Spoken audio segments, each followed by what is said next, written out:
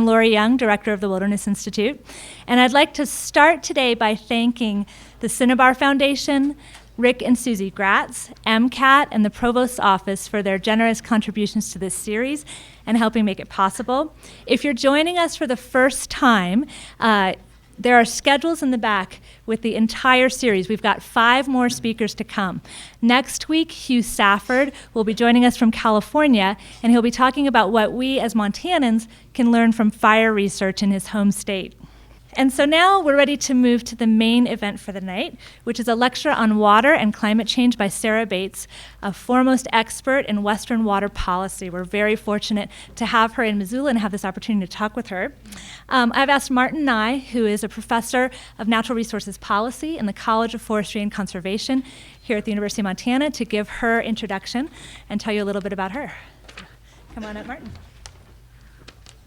Well, does this sound okay? It's my privilege to introduce Miss Sarah Bates. I am not exaggerating when I say that Sarah is a giant in her field. And when you consider that her field and expertise is water law, that actually means something.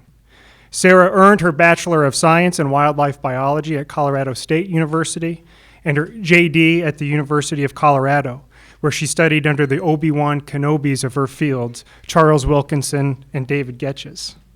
Sarah lives here in Missoula, appropriately set back on the banks of one of the few underappropriated creeks in the state. She's a senior fellow at the UM Center for Natural Resources and Environmental Policy, an outfit obviously smart enough to capitalize on Sarah's standing and national reputation. One of the things that I most admire about Sarah is her ability to apply rigorous scholarship to real-world problems.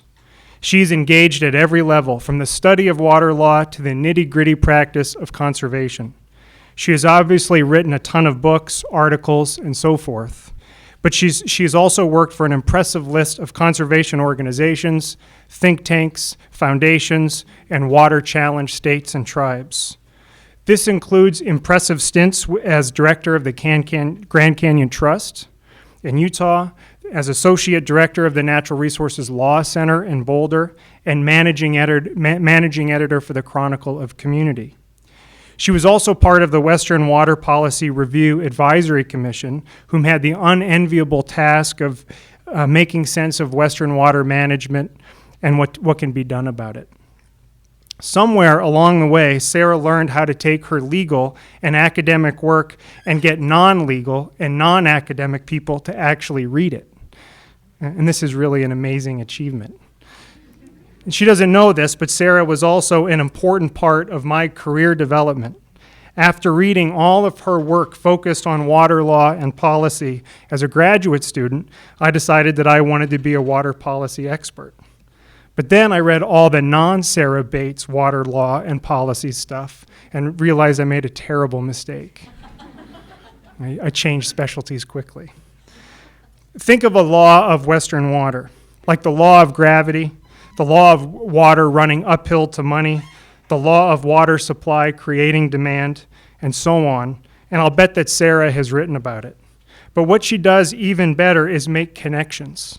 Take, for example, her highly acclaimed article a couple of years ago, linking Western water supply and law to regional growth and private land development.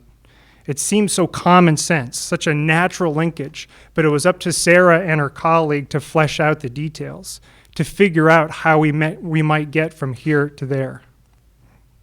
Tonight, Sarah is going to tackle a small, trivial issue: the role of water and water law in a warming West, the policy options for responding to climate change. Godspeed to her. But I can't think of anyone else who could do a better job of showing us the different paths that could be taken. So it is my honor to introduce Ms. Sarah Bates.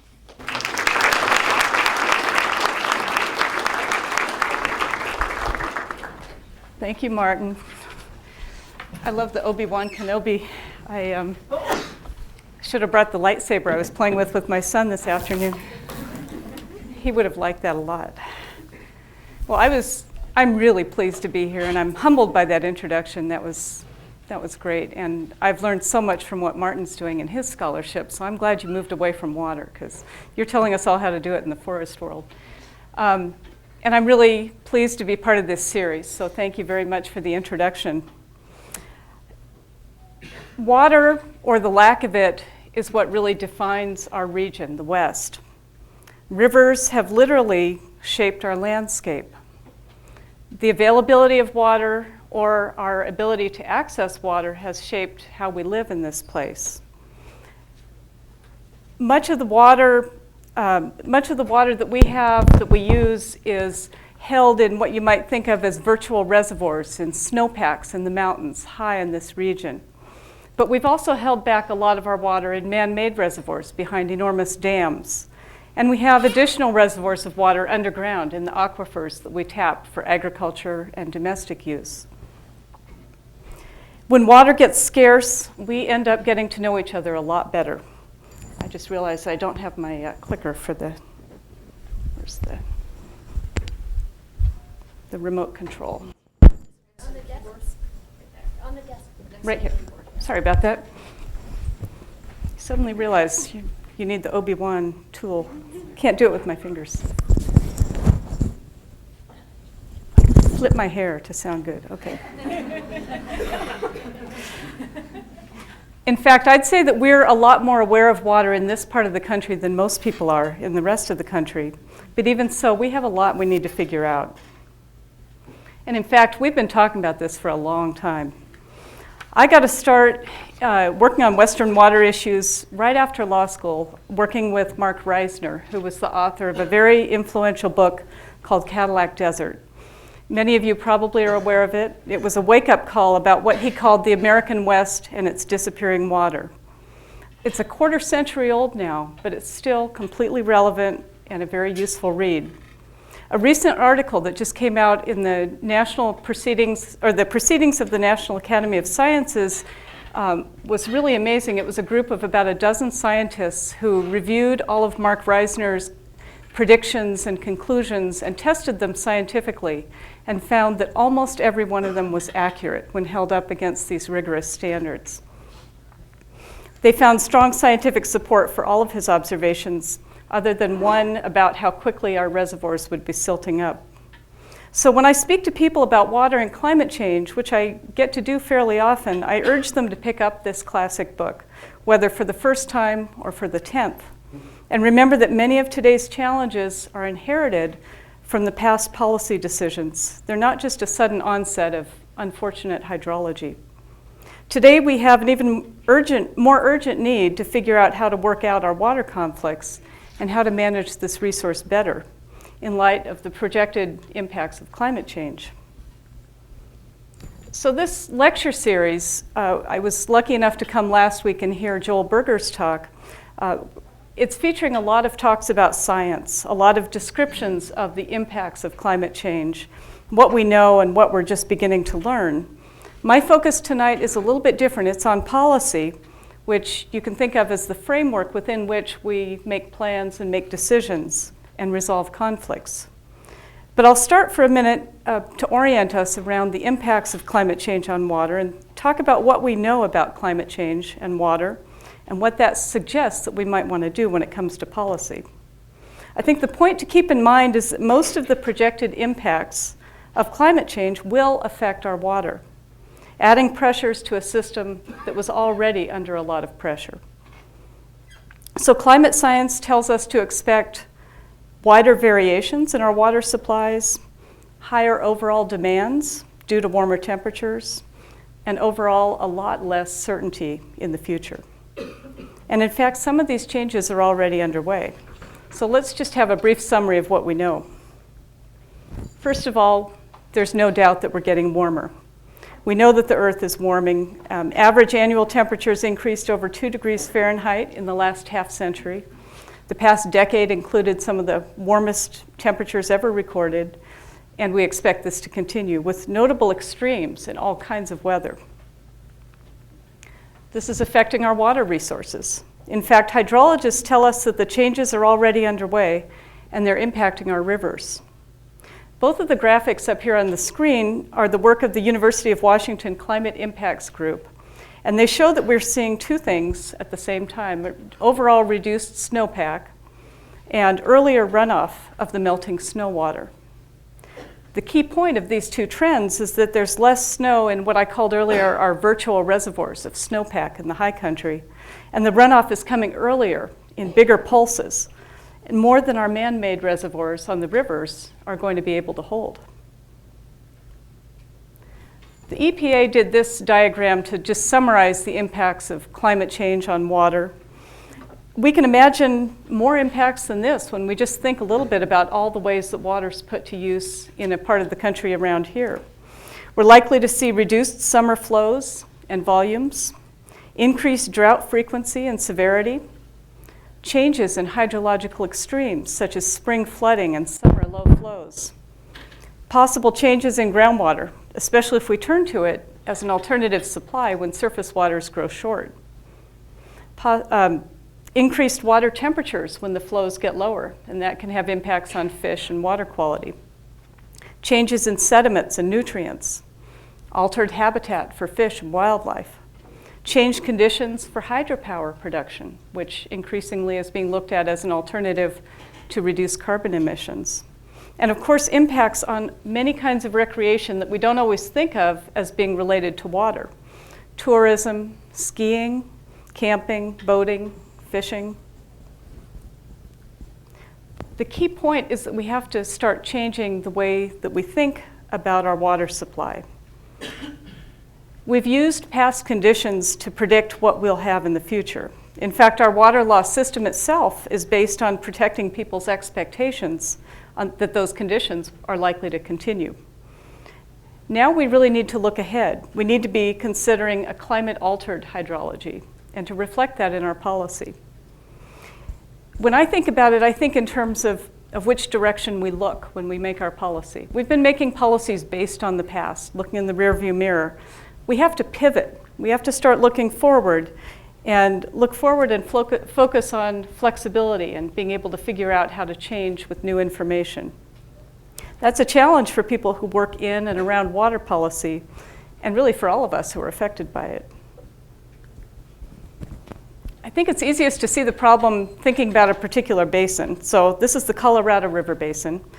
Some people think of the Colorado River as probably ground zero for the impacts of climate change on water in the West. The Colorado River draws water from 7 states, from the Rockies to the Gulf of California, and serves over 30 million people. The annual flows have always been highly variable, almost entirely dependent on snowmelt from the Rockies, and evened out by the construction of some big reservoirs on the river system. In fact, the Colorado has the largest storage capacity of any river in our country. It has the capacity to store 4 times the annual flow in the reservoirs that now exist. But the river's in trouble. These reservoirs have dropped to historic lows in recent years. In October, it was the lowest, the reservoir level was the lowest it had been since these reservoirs had been filled. Demands have increased while supplies have dropped, and the river's probably already in a deficit, as is showed by these numbers here. This is a problem already because the Colorado River water is divided, as I said, among 7 states, but also the country of Mexico, in a complex series of legal agreements. The basic document of the law of the river is the 1922 compact among the 7 river basin states. And the problem started there because the compact assumed flows that were unusually high during the time that they negotiated the compact. So the flow levels that they allocated were more than the river has to give. The states have negotiated since then how to share some of the shortages that are coming. They reached a very important agreement in 2007 on sharing shortages, but we're already coming close to the threshold of lower water levels that they didn't think would happen for another 15 years. Now, all of this, you overlay on top climate change predictions of perhaps a reduction of 20 to 30% stream flow in the Colorado River. And you've got talk of litigation, the need for new agreements, and a lot of concern about water security in a very important part of our country. I think the Colorado River Basin poses what policymakers frequently call a wicked problem, but it's not unique. We're facing similar challenges on different scales throughout the West. So where does this leave us? Like John Wesley Powell said when he was launching his dories into the unknown stretches of the Grand Canyon in the 19th century, there is a lot ahead that we can't predict. But like he said, that shouldn't stop us from taking steps now based on what we know. And indeed, we may conjecture many things. Some of us make our careers around doing such things. And we will. We're engaged in a lot of efforts to mitigate the causes of climate change. There's a lot of mitigation work and a lot of debate nationally about what we ought to be doing to prevent things from getting worse. But water managers are looking at what they need to do now to adapt to the changes that are already underway, now and in the coming decades. We might group these solutions into a few categories that I've listed here. Make more water? Maybe. Use less water? Certainly. And protect our water sources. We better do that. There are a number of projects underway to augment our water supplies. Cloud seeding and other weather modification efforts have been used for a long time and with sort of mixed results.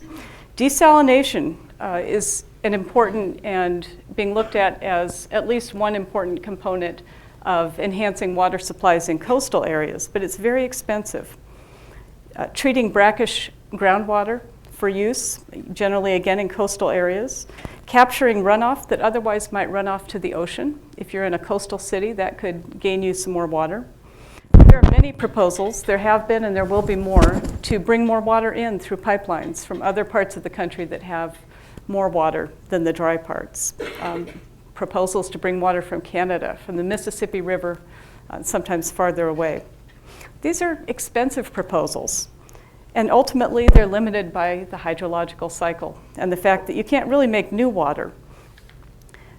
But it's useful to understand that water managers who are working in places like the Colorado River today are in fact counting on augmentation as an important part of their strategy moving ahead. So it is part of our policy discussion. Of course, it makes a lot of sense to use the water that we've already developed more carefully. That is, pursue conservation and efficiency goals in all of our water use. Conservation measures are widely available, consistently found to be the cheapest path for meeting new water demands and projected increases, and to adapt to climate change impacts. As illustrated here, there are substantial opportunities for saving water in our landscaping and outdoor water use around our homes.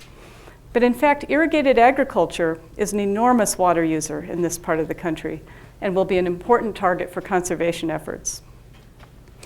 Experts have produced reports recently recommending that to address projected climate change in the near term, we're probably going to have to reduce our water use by 20 to 40% across the board. That's a pretty ambitious target. But equally important is to take better care of our water sources, the headwaters in our mountains and the water quality of our streams and aquifers. This relates to the theme of this lecture series, the Wilderness Lecture Series, because in fact, as I mentioned before, the virtual reservoirs of snowpack in our mountains are often in wilderness areas, and that's increasingly where we're going to be looking for the security of our water supplies when we need it. But it also relates to how we build in urban areas and whether we allow water to run in its natural channels and stay clean while doing so. Yeah. Oh, look at that. There's the protect the source. We're moving ahead. Thank you. Clearly, we need to prepare for uncertainty in our future water supplies. We need to take care of what we have. We need to build flexibility into the system. And we need to be prepared to adapt to new information and conditions as we learn about them. This isn't just an engineering problem. It's not a question that can be answered by climate scientists or hydrologists. Scientists can help describe a problem. Engineers can help design options for technical solutions. But policy is where we look when we decide what to do with this information. What choices will we make to apply what we know and our values to the problems that are before us? When it comes to water policy, a lot of historical choices set the stage for the rules that apply today. Many of these rules are very rigid. They protect the status quo, and they're not necessarily adaptive to the changes that we're seeing. So there's a lot of interest in policy reform, And some changes are already underway. So what I'm going to do next is summarize some of the changes that we're beginning to see and highlight where water policy seems to be heading in response to climate change. Western water law reflects historical conditions and choices. It's largely a legacy of how the West was developed. The original rules were developed from mining camps, and the basic rule of Western water law is first in time, first in right, which is also called the prior appropriation doctrine. A water right under this rule is established by putting water to use, and it's protected by law from those who come later. It's important to note that prior appropriation and these rules were not handed down on stone tablets. Other models emerged in other parts of the country and even in local areas of the West, and they had a lot more to do with sharing water. But the prior appropriation doctrine made sense at that time and in this place, given the conditions of the arid West. In most cases, settling the arid West required irrigation, moving water from a stream to a faraway place. Usually this required people to invest in infrastructure, so they needed some certainty about their rights to keep using the water. And many of these uses were taking place on federal lands, so you couldn't base your right to use water on land ownership. And it was just a familiar rule too, because it was developed in the mining camps, so people were comfortable with it. The key point of Western water allocation under this rule is that it doesn't depend on where you are on a river. It depends on when you got to the river and when you put the water to use. The legacy of these rules is that people own rights to use water. Water's a valuable property right, but it's a right of use. The water itself remains a public resource, and rules emphasize utilitarian applications, putting rivers to work, and they emphasize certainty to protect these investments that were necessary to do that. For the most part, the federal government stayed out of the water allocation business and deferred to the states to settle their disputes. But it retained an important regulatory role, and we're seeing this role grow today. We're seeing this grow in water quality rules, in endangered species protection, and in assertion of Indian reserved water rights, which is a topic that we could have a separate 2-hour conversation about. But the key point is that the federal government does have an important role, perhaps a growing one, but the states are generally recognized as the key players in sorting out water within their borders. This history has given us some basic ground rules of Western water policy. And there are variations among the Western states, but they all share these key rules. First of all, certainty is essential. Remember the need to protect investments. The second important rule is that we are prohibited from harming other water users who have rights on the system. And that is, everyone with an established right can more or less assume that conditions will continue in the future as they were when they began. And third, the third ground rule is to really emphasize to maximize beneficial use of water. We have rules against waste and speculation. And keep in mind that historically, waste included letting water flow downstream and not be put to use. So providing water for fish historically was seen as a wasteful use of water. That's one area that we've seen some change in. So what were the consequences of these policy choices that were made back in the 19th century? Well, there were many benefits. We made a lot of investments. There were many, many private investments, and a lot of public ones in water development that made new settlement possible. The system has succeeded in giving certainty to water users. We've done a good job of putting our rivers to work for human benefit. I'd say the goals of water policy of the 19th century have largely been met. But we've also had significant environmental impacts. These have been well documented if they're not entirely understood yet. We've had stream flows that have been reduced or changed. Prior appropriation allowed you to take all the water out of a stream if that was your right. We have damaged ecological systems because we've dramatically changed the plumbing of our large river systems.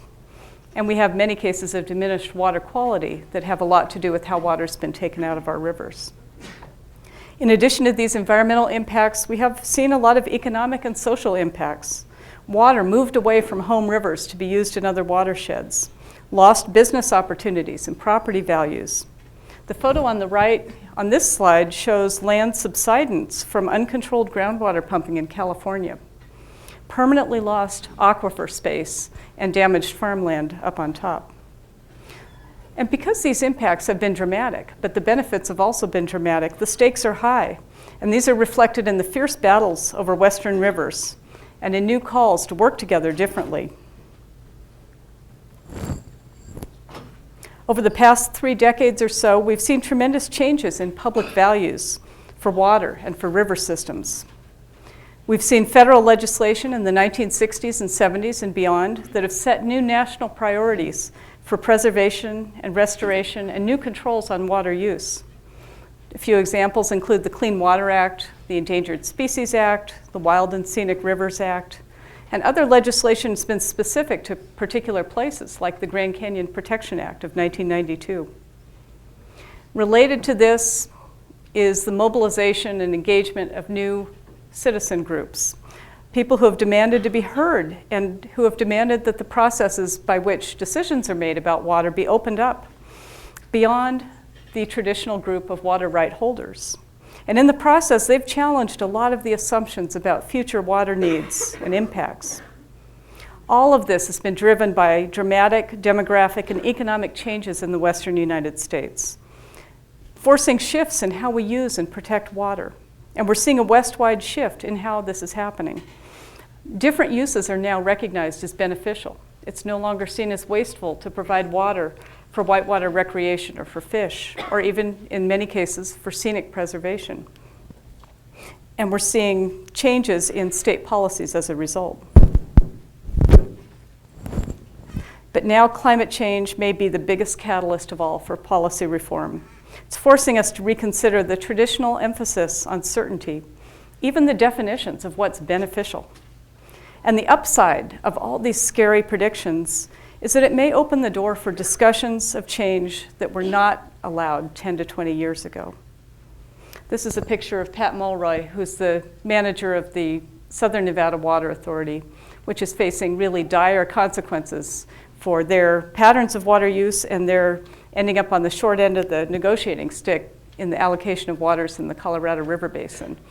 And probably nobody is more aware or outspoken of the risks of these changes coming. She's actually been pretty brave about talking about it.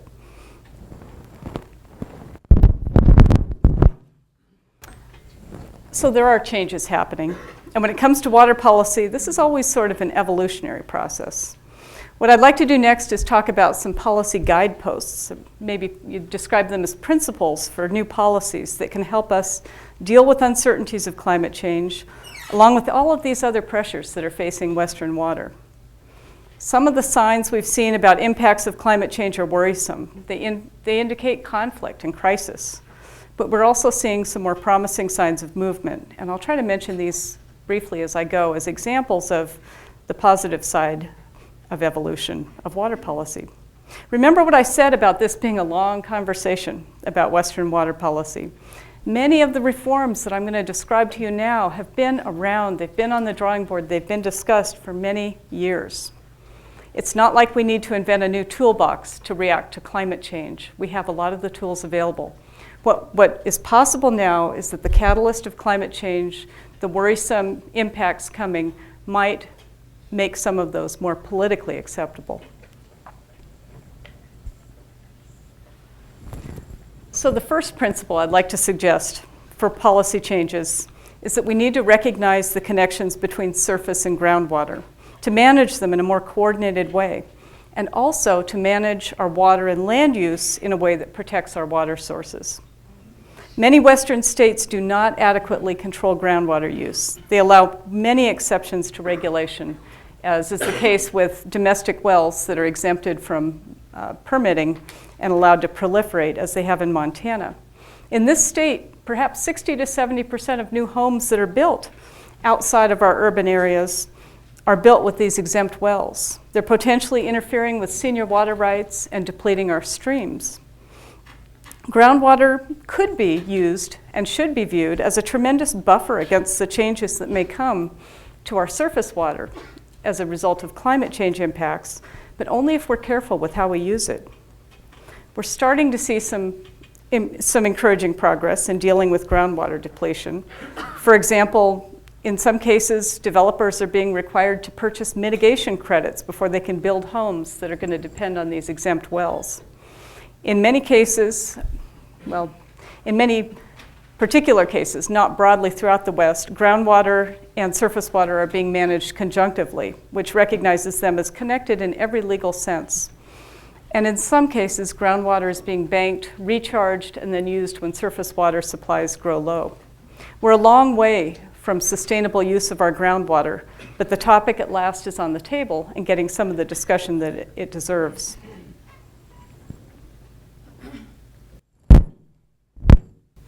My second principle for policy change is that new demands for water should be met first through conservation of existing supplies. Conservation is the cheapest source of new water. And in the process of saving water and not going out to get new water and moving it, we're actually reducing greenhouse gas emissions, because it's actually very energy intensive to move water from one place to another. And often that results in the emissions of carbon-containing substances, which just makes the water shortage problem worse in the future. The whole idea of a water footprint is just catching on. And our footprint in the West is far greater than other parts of the country. There's a lot of room in this area, in this region, to save water. And our policies could go a lot farther than they do toward encouraging that. In fact, cities and major water providers are already pursuing conservation with enthusiasm, in large extent because this saves them a lot of money. The diagram that's here on this slide is a schematic for what's called the Prairie Waters Program in Aurora, Colorado.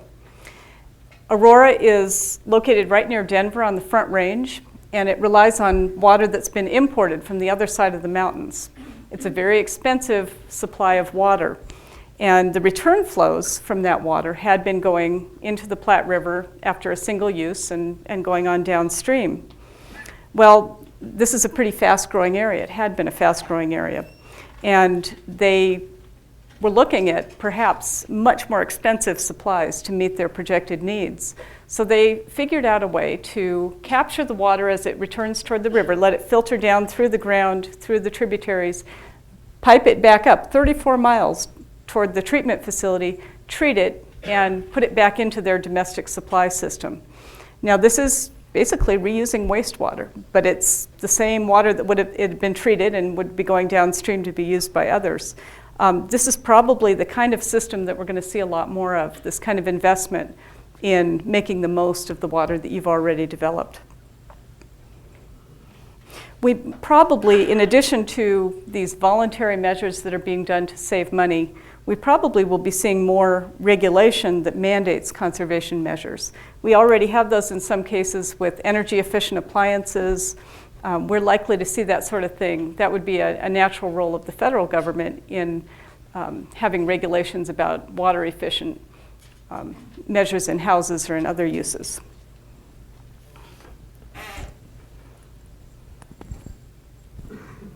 My third principle for water policy change is to recognize the tremendous environmental services of functioning aquatic systems and to take steps to protect and restore their resiliency.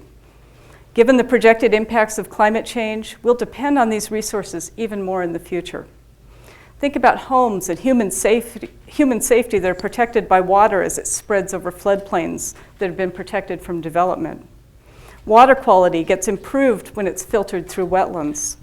Late season water supplies are improved when the water is held back by beaver dams, as the one in this picture, or mountain meadows, where the water is held high in the mountains and then flows down later when it's needed. Trees and other riparian vegetation help reduce water temperatures to protect fish and water quality. We're starting to see some promising movement in this direction too. Some efforts to protect our headwaters through interesting new partnerships. In Denver, again, we're turning to Colorado as one of our examples. Colorado's under a lot of fire, a lot of pressure with their water. But the Denver water provider, it's called Denver Water, has entered into a partnership with the Forest Service where a small user fee that's imposed on people's bills goes to fund forest restoration work up in the national forest to protect the headwaters that provides the clean water for Denver Water. And this all got started after a great big fire a few years ago that resulted in a huge influx of sedimentation into the city's reservoirs. It was enormously expensive to clean out. And they saw that if they helped the Forest Service with forest management efforts, they would benefit by having a higher quality water supply. We're seeing other kinds of partnerships like this in Santa Fe, in Seattle, Salt Lake City, and probably other places as well. And in urban areas, we're seeing more awareness of how our development impacts water running into rivers and aquifers, measures to clean up runoff and leave more permeable surfaces for water to flow where it naturally should go. And in the course of doing that, it'll be cleaner because it hasn't been running off pavement with a lot of accumulated oil and other pollutants. It's a big challenge to connect people to their water supply. When I think about what it's going to take to encourage citizens to think about where their water comes from and support policies that protect that, I think about the local food movement. And I think about how we've made a lot of progress in encouraging people to think about where their food comes from and what impact all their individual choices make. I think we have a long way to go with water, but that might be a good model for us. My fourth principle for water policy is a recognition that our demands for water change over time, and they'll continue to do so.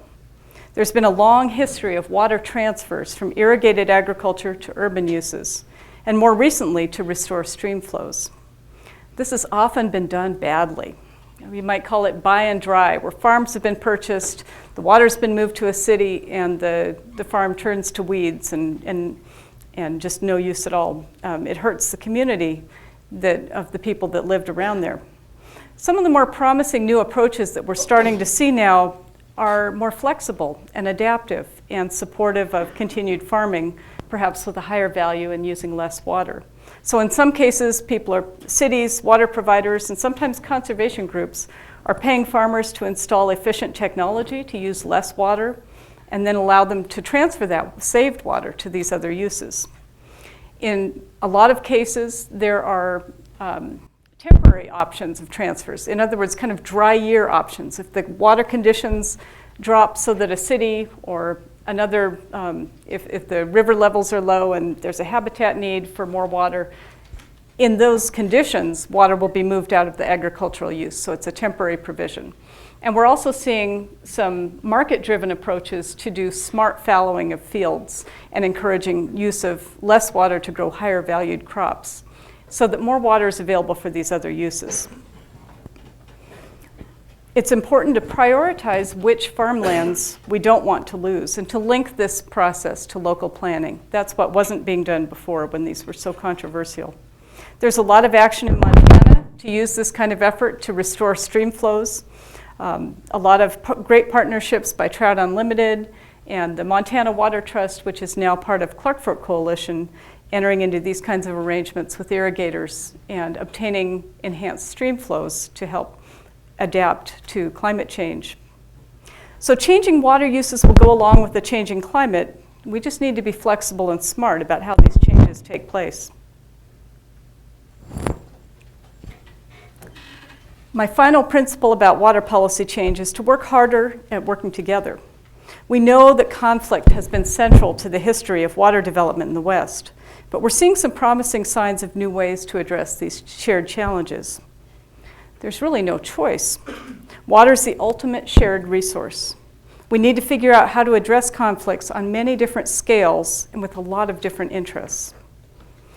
There are actually a number of very interesting examples of where this is happening, and these range all the way from local watershed groups that are proliferating around Montana to large interstate bodies established by federal legislation dealing with endangered species recovery in places like the Colorado River.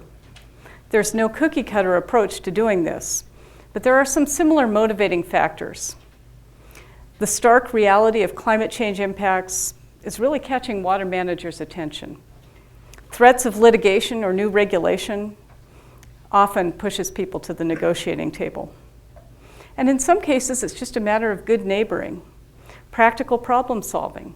And I would say this is behind a lot of the good work of groups like the Blackfoot Challenge here in Montana. Ron Sims of Seattle had it right. There won't be any solo acts to address climate change successfully. In the end, it's easy to look at history of water in the West and just want to throw your hands up in despair. But despite his observation in Cadillac Desert, Mark Reisner spent his final years working to achieve changes in water storage and use in some very local places in the Central Valley of California. He didn't give up. He hoped for a better future. Remember that I mentioned early in this talk that policy is a choice. We need to make conscious choices about how we respond to this enormous challenge. Science won't give us the answers, although we'll have to look to science for information that we need to shape our choices and to apply our values. I'm encouraged by the great interest in this subject from people that show up for lectures like this, and also by new initiatives that I've gotten involved with, such as the one I have listed here, which is the Carpe Diem Water in the West program. This brings together people from all disciplines and viewpoints who are interested in addressing policy changes to respond to climate change. And I'd encourage all of you to visit this if you want to see some more examples of what I've been talking about. I really wanted to leave plenty of time to answer questions because I think probably there will be some. I'd like to tell one quick story though before I do that, and that is I got involved in Carpe Diem with this project I guess 3 years ago, and it was following an eye-opening experience that I had in Wyoming. I was attending a conference that I was involved with, a group in Wyoming, bringing people together to talk about what was going to happen with climate change and water.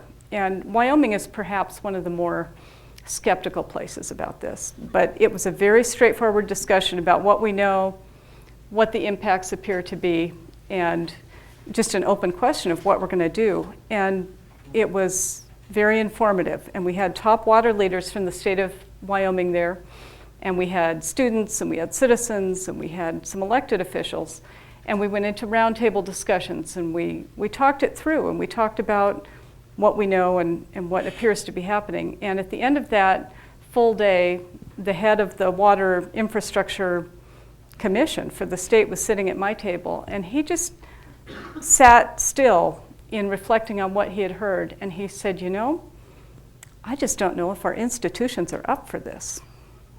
And it was, for me, it was a revelation, because I think if you've worked around water law for water policy for a few decades, what you mainly hear is, you know, it's all set. It doesn't need to change. And I thought, you know, maybe this is really the catalyst. Maybe this really is the wake-up call. And so when I heard about this organization and the opportunity to work with people who were thinking about what we could do, I thought it was a very positive thing. And I thought maybe there's an upside to crisis. It's the thing that sometimes gets people to the conversation that we need to have. So when I think about talks that I go to about climate change, I think they're often very depressing, and they're a real downer.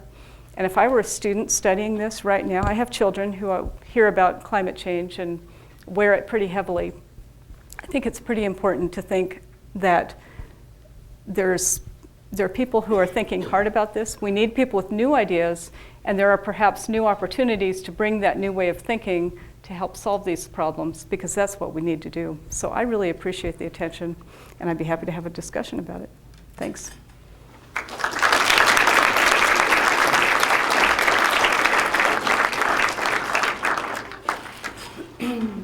Questions for Sarah?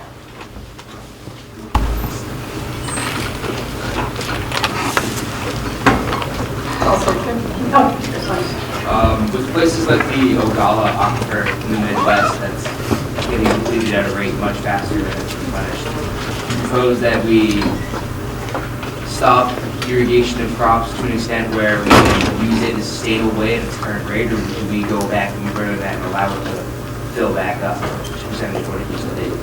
The question, should I repeat the question is that helpful? The question is about the Ogallala Aquifer in the central part of the United States, a very big body of water underground that has been used at a rate that exceeds its replenishment by quite a bit for quite a long time. And the question is, should we stop using it, or should we let nature catch up with what we've done? That's actually the problem with most of our groundwater use right now, and it's a tough question. It's a policy question about the value of what's being done. We certainly need to and there have been measures taken to reduce what's being taken out of that aquifer, but we're at a deficit, and I think for economic reasons, the crops are changing already.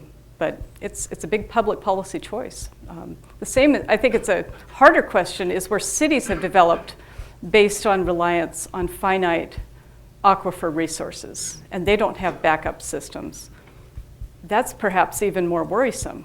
Crops you can stop growing if water becomes more expensive, you have to go deeper and it costs more. But it's going to be really tough if cities start running short because they've been tapping a finite resource, which is the case in parts of the Southwest. Yeah, question back here. With rain barrels, using like rain barrels and that just to capture runoff from like your roof for your own personal use, and I know that's still illegal in a lot of places in the West. What's your opinion about that? The question is about using rain barrels to capture your immediate runoff. Actually, the last place that it was illegal by state law was Colorado, and they changed that in the last legislative session. Yeah, so, but the concept of it being illegal is all about this preserving this ladder of priorities in the river, and the idea was you didn't have a right to it, and it belonged to the river, it didn't belong to you. But that's been recognized as not just an okay thing, but now in places like Seattle, a lot of the building codes require capture of runoff for landscaping use. And in some parts of the Southwest, they're starting to require that too. So more worrisome than control, like even in Colorado where they said it was illegal, people were doing it. It was sort of an archaic way of looking at the law. But worrisome is things like covenants of homeowners groups that say you have to have a minimum square footage of bluegrass lawn around your house. And those are the case in many places and still are the case in many places. And you saw my diagram of the proportion of domestic water that's used outdoors. It's most of the water that each house uses is for outdoor consumptive use. And if a homeowner wants to save water by planting a more water-smart landscaping, and they happen to live in a development where that's actually not allowed, that's just exactly the opposite policy of what we should have. So that's where we're a little more behind in state statutes of actually saying what covenants can and can't include that way. But I would say that's a bigger problem, probably. Is there any promoting waterless composting toilets that Glenn Nelson of Blackfish makes and Rockefeller, Phoenix, and Primus Multrum? That was a question about the encouraging super efficient toilets for in your house, meaning it wouldn't even draw on the water supply. There are efforts to change building codes to allow that to be the case, and it can be, but I haven't heard of any to mandate any of that. There's maybe the closest to that, I don't know if it's really close, but kind of a parallel to that is the city of Santa Fe they're on pretty tight water budget, and they basically have said we don't want any increase in our consumptive use of water even as we grow. So when new development goes in, if you're building a new house, you have to pay to retrofit existing toilets in existing houses to much more efficient models. You can save a lot of water that way. And in fact, all of these efficiency measures have helped a lot, and a lot of cities have grown a great deal without increasing their water use. We've made a lot of progress with in-home conservation, but as far as you suggest, I don't think our progress has been so great. Yeah. Yeah. Do you think it's going to be a benefit or maybe a loss to us citizens here in the city if the big corporation ends up taking over our water? This is a question about the recent bid put in. Yeah, the Mountain Water sale to an international company. We have Chris Brick here from the Clark Fork Coalition, which has just spoken up on this issue. It raises concerns about what the interests will be. We already had an out-of-state private company owning our water supply, which is unusual in the state of Montana. And in most urban areas, it's usually a publicly owned entity. So it was already a little different having this private company, but this potentially we could have a lot less say in how decisions are made. Really, the trend is more toward, in the US, the trend is more toward public ownership of water supplies for urban areas and not toward this international ownership of supplies. But we may be seeing a different trend. I think the companies this is not a water company that's looking at it. It's a great big investment company, and they'll have different concerns. Did you want to say something on that, Chris? No. This question, did you?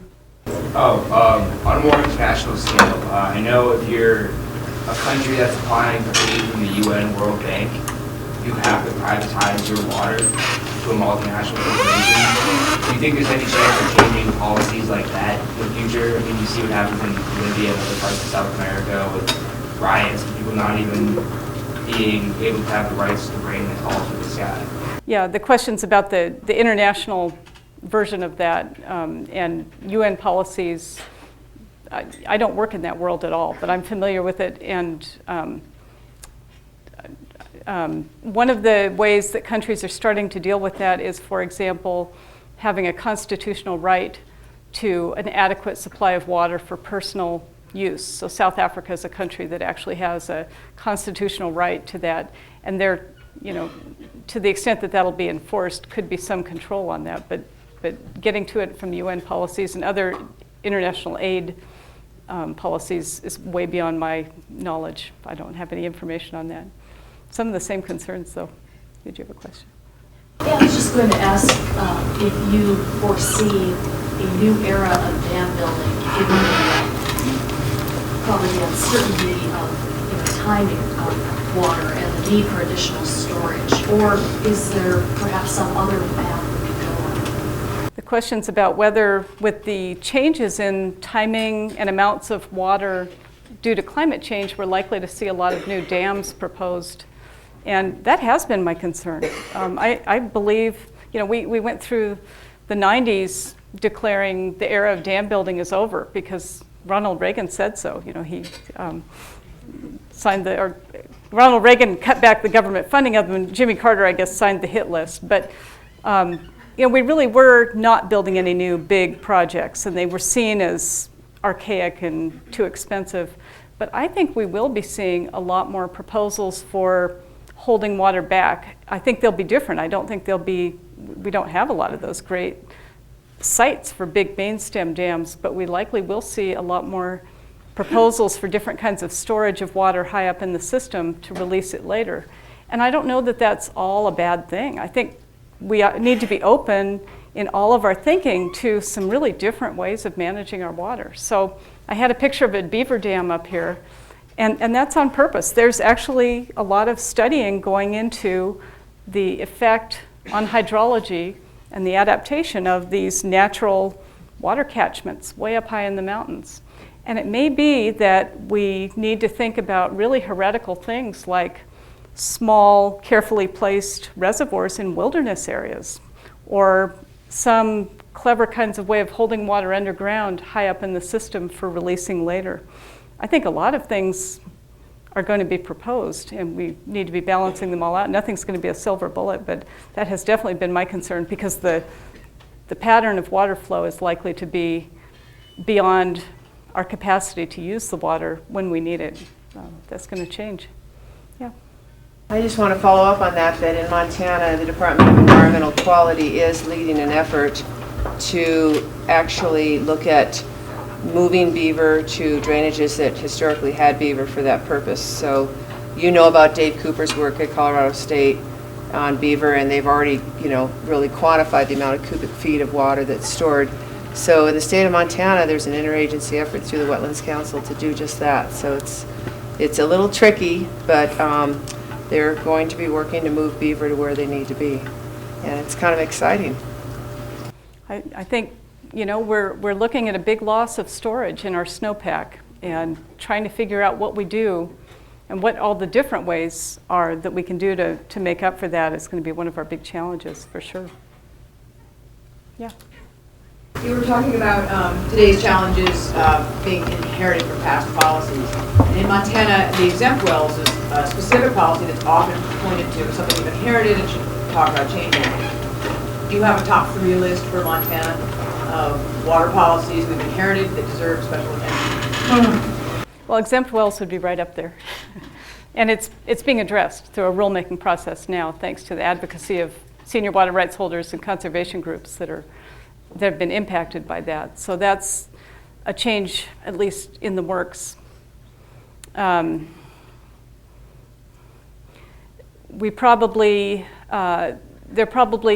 We've made good progress in addressing in-stream flows and allowing the leasing of waters for in-stream flows by private parties.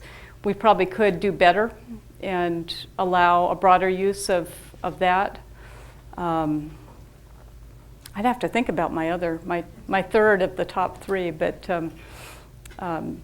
probably has to do with water quality, and I'd have to think about that. But and it could be, yeah, I just have to think about that. That's a good question, though. Top 3, the hit list. Yeah. I was just wondering, I know for home use, like new technologies can really lead to drastic improvements in water efficiency.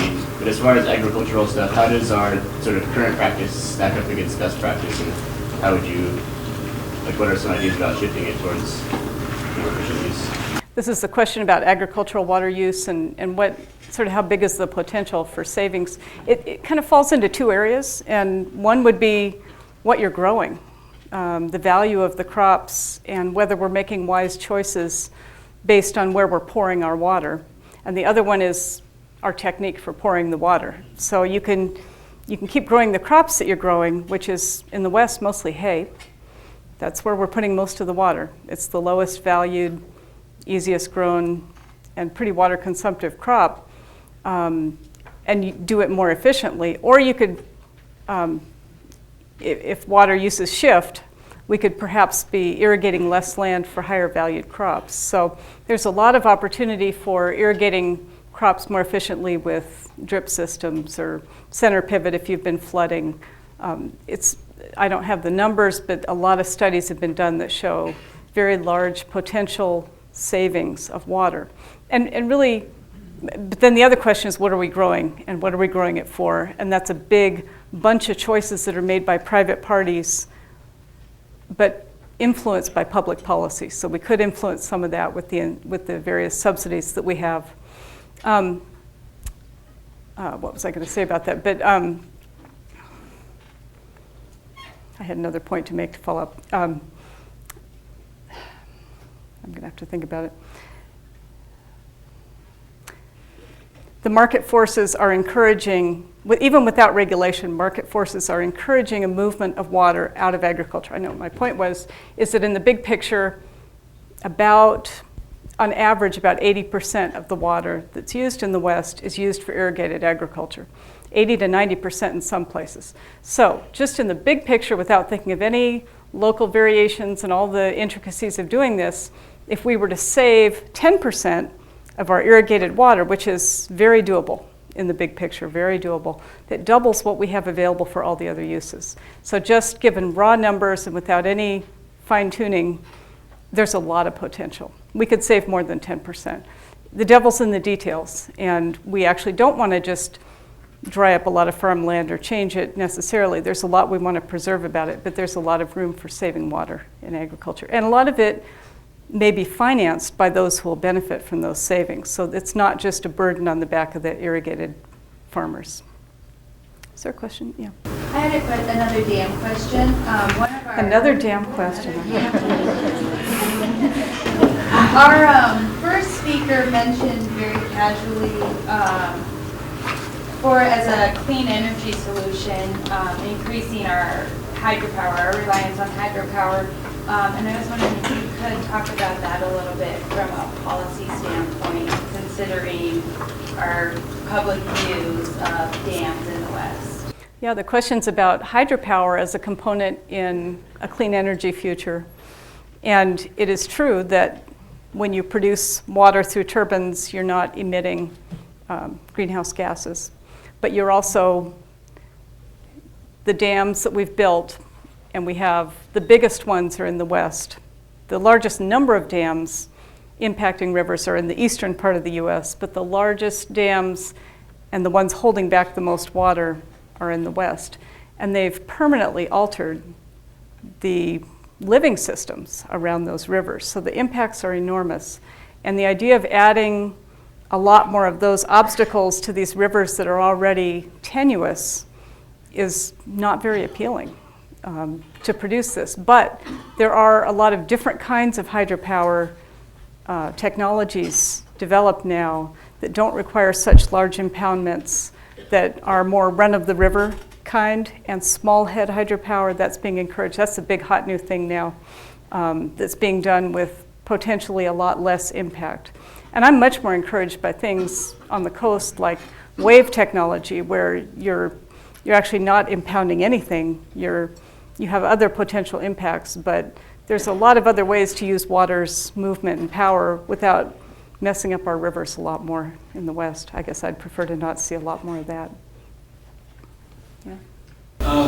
There's a lot of push now for wind power, which is great when the wind's blowing, and when it doesn't, they're looking for replacements for it. Do you see much of a push for pump back hydro peaking to supplement?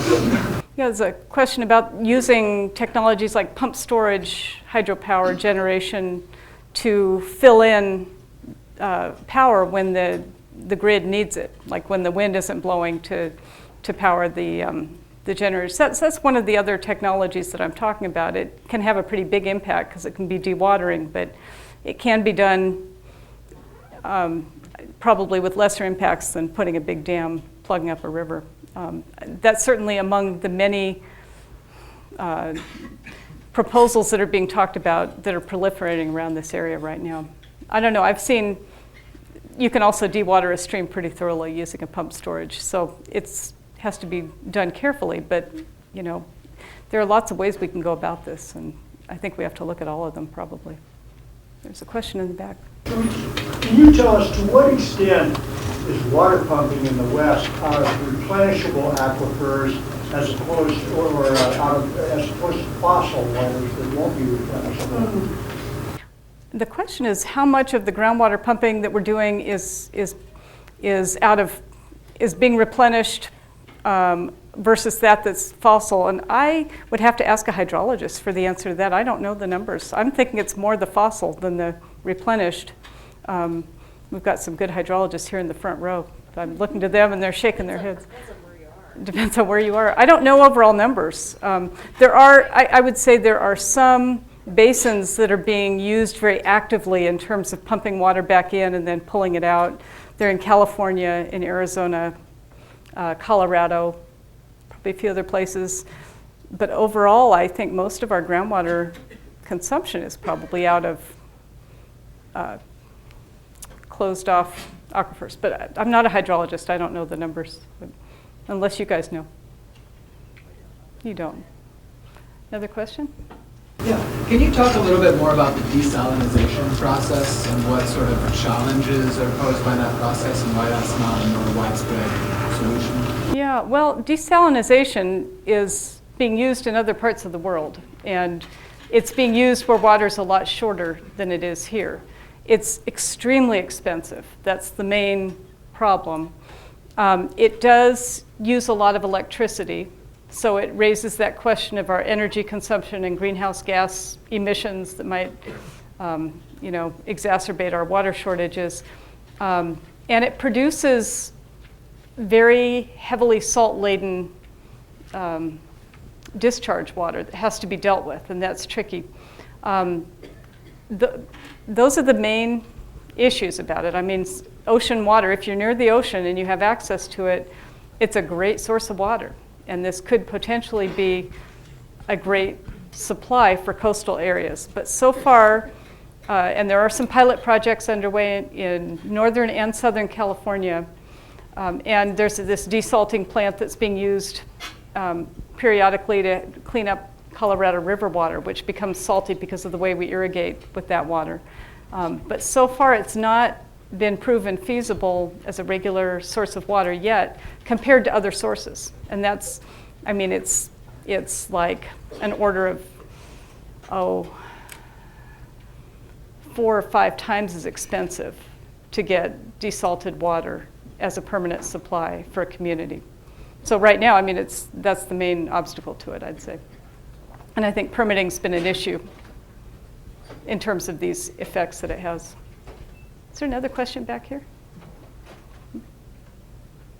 Yeah. You talked about it might be necessary to look into wilderness areas as far as water holding projects. And I was curious why you thought that was necessary, and then like how significant would those projects really be to the larger scheme of water in the West? Yeah, the question was about me saying something about actually having reservoirs in wilderness areas and that possibility. How important would that be? I don't see that as a main linchpin of our strategy. I used it as an example of, I think we have to look all over the place at what we're going to do to deal with this loss of the virtual reservoir of our snowpack. And among the proposals I expect that we'll see is ways of holding water back.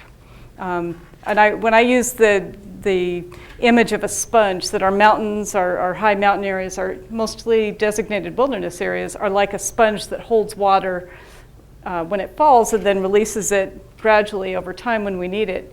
Hydrologists don't tend to like that description very much. I haven't found one that works better to describe it, but the point is we're losing the holdback capacity, and we need to figure out how to adapt and hold the water back. And what I'm suggesting is there may be all kinds of proposals that we need to at least consider, some of which are very compatible with the natural processes, like encouraging beavers to live where they've lived before to hold water back, restoring meadows where they've perhaps been degraded, getting rid of old roads that have been causing sediment that's damaging the streams and impacting water quality. But I think among the many possibilities are proposals to hold water back in some sort of reservoir system, and I don't know what that looks like. I just have heard, I just think that's one of the things we're going to be hearing about as a possibility, and I'm not speaking in favor of it exactly, but I'm saying we're going to be thinking about how to restore the function where we're losing a natural function of a major snowpack. What do we do? And one of the things we might need to do is enhance the water holding capacity of the high country for the water to come to us when we need it later. It's a possibility, yeah. Yeah. That idea is interesting. I think it was in the 80s, the Forest Service blew up some dams that were man-made on natural lakes up in the high country. A friend of mine was on that project. He didn't like it a lot, but that was their job. So they were going around blowing up the man-made lake dams, shrinking those lakes. Well, historically, and I mean, our deep and deeply held public value for wilderness is that it's a place where we don't see the human hand. We don't see the work of man. And where we've designated wilderness where some of that has existed, we've tried to remove it and restore it. And I'm not against that. Nonetheless, I'm saying conditions are changing, and I think there are lots of proposals that are probably going to be on the table. And I don't think we're going to see big dramatic concrete dams in the wilderness. I don't think that's likely at all. But I do think that there are many different ways that we'll be trying to restore this natural function that we're losing and likely to lose a lot more. Yeah. What's the status on wastewater recycling or reclamation? Because I know I've heard of systems that we recycle that and clean it out for community use, but I didn't really mention anything about that. I was curious.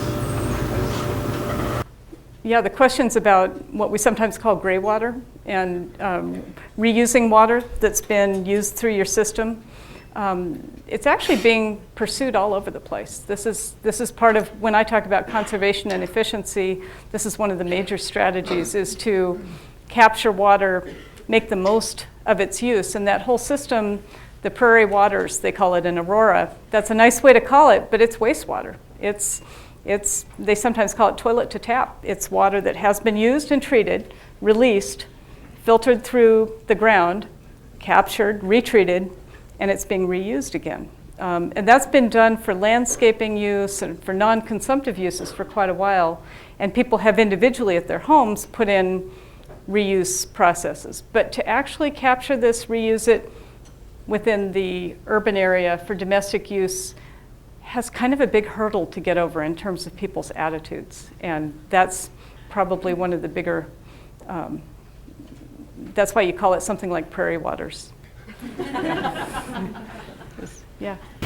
So these recycled waters, I'd imagine the filtering process uses some sort of chemicals, and then what are the processes for recycling these waters from the toilet?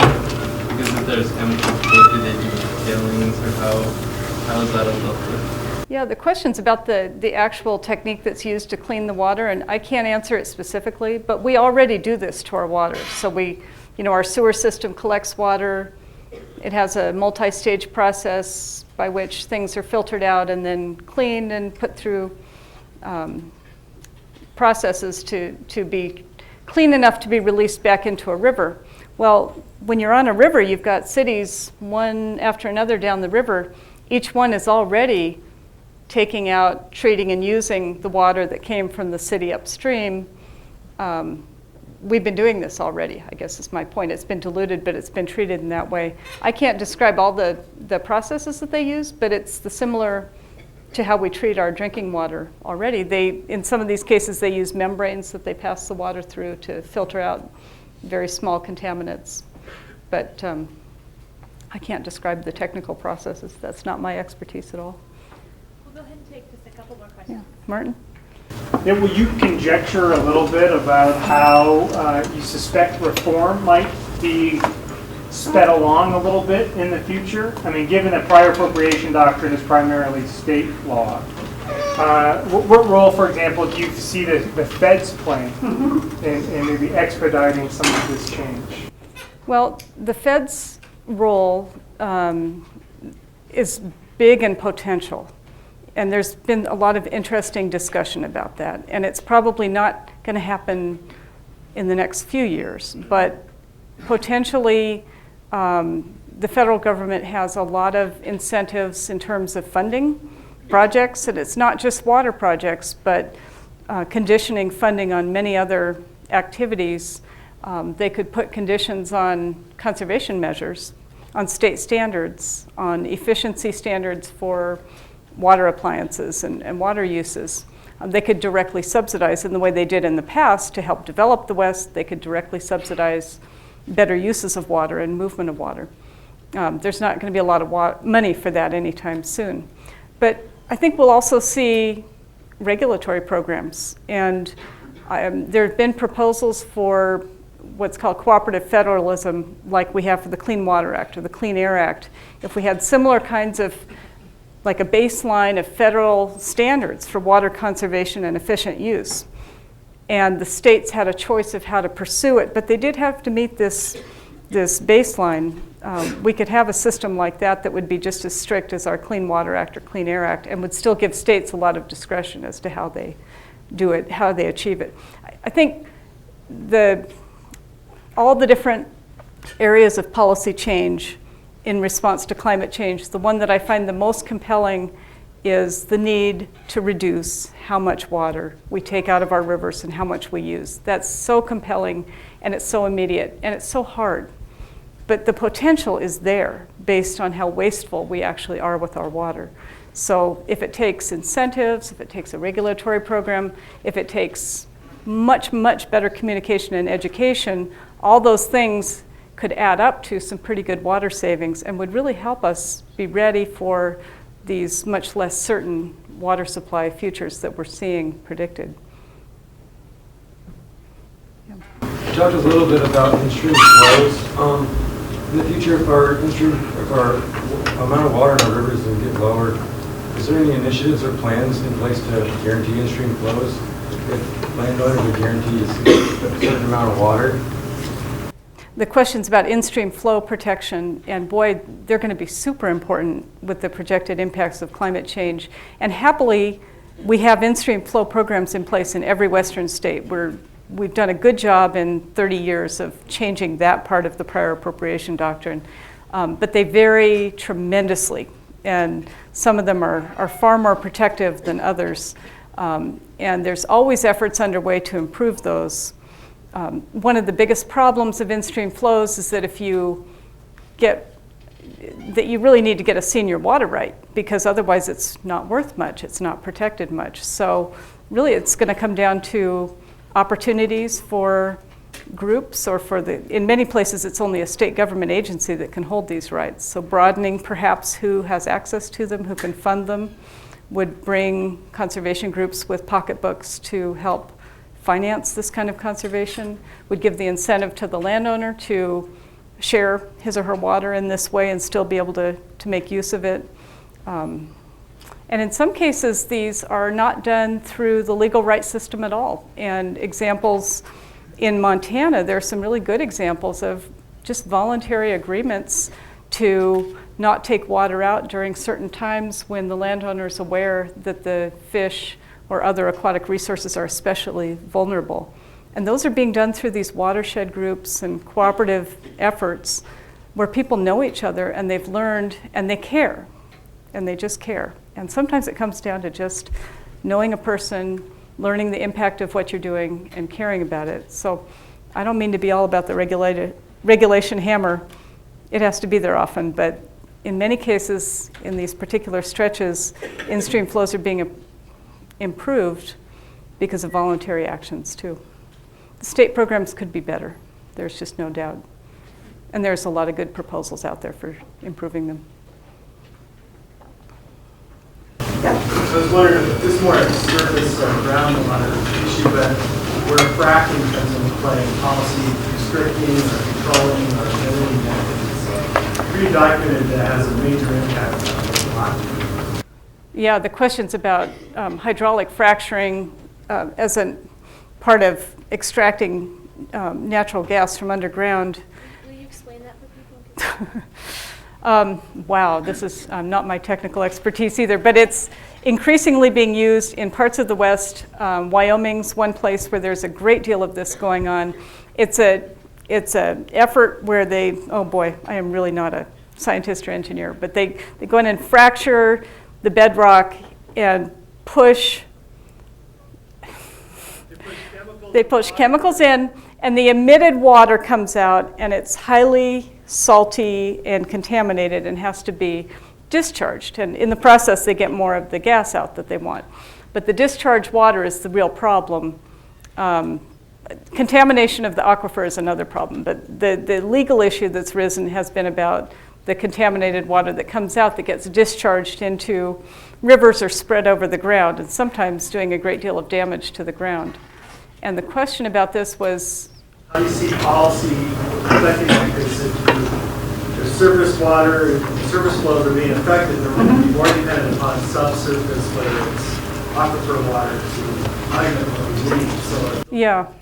It's a big mess. I mean, that's the truth. And it's complicated because you get into these problems with different ownership of mineral rights underground and surface rights, and what happens when the person exercising his mineral rights is damaging the surface right of the landowner. It gets into issues about whether pumping water out and polluting it and putting it in a stream is considered a beneficial use under state law. And it's issues of federal law about mineral resources. So I really can't propose how to fix that. I know that right now we have a lot of, the states are all approaching it differently. And even local governments in some cases are approaching it. The federal government is doing a big study on the life cycle of fracking water, what happens to it, where it comes from, what happens to the contaminants. That's a long-term effort by the EPA. Department of Interior is doing studies on the impacts of this, and there have been several proposals to just require disclosure, because right now the companies that pump the chemicals underground don't even have to say what they're pumping. And we've just learned that some of them have been pumping diesel fuel underground to push this out. So there's a lot of potential damage to the resource, and there's already damage to the surface of landowners who are impacted by this. And it's being sorted out in a variety of places, but there's no one answer because of all the different legal rights that are being impacted by it. I do not have a good answer on that. It's a problem. And they're broadening the use of it quite a bit, too. I'd like to join me in thank you, Sarah. Thank you, Sarah.